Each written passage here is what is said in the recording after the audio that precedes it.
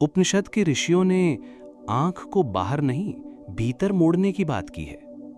वे आंख जो चीजों को नहीं, खुद को देख सके, चमड़ी के भीतर अपने ही मांस और रक्त को देख सके। क्योंकि सत्य जब भी आता है वो मुक्त करता है और असत्य कैद। जो हम नहीं जानते वो हमें बांधता नहीं, लेकिन जिसको जान लिया है बिना समझे, वही बंधन बन जाता है। शरीर के जितना पास हो उतना परमात्मा से दूर हो जाते हो। शरीर से जितनी दूरी, परमात्मा उतना ही करीब। हम शरीर और आत्मा के बीच झूल रहे हैं। एक छोर पर शरीर है, दूसरा आत्मा, और बीच में हम।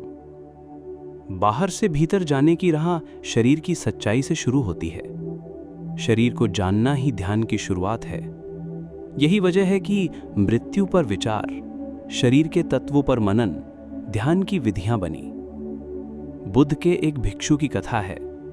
वो बहुत सुंदर था। मौन से आभा प्रकट हो गई थी। एक वेश्या मोहित हो गई। वो बोली, मेरे घर एक रात ठहरो। भिक्षु ने कहा, ठहरूंगा, लेकिन तब जब तुम्हारा शरीर अपनी असली स्थिति में होगा। वो चौंकी, क्या मतलब?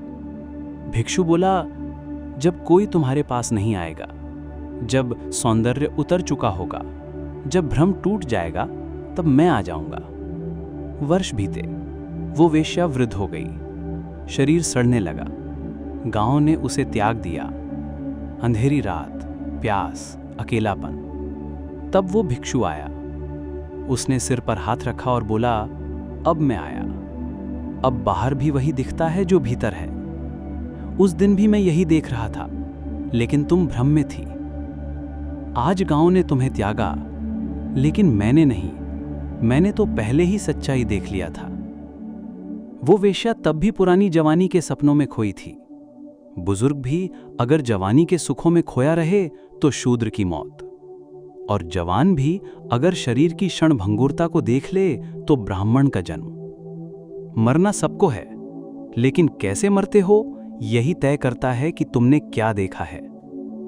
शरीर से पीठ मोड़ो और चैतन्य की ओर मुख करो। यही ध्यान की शुरुआत है।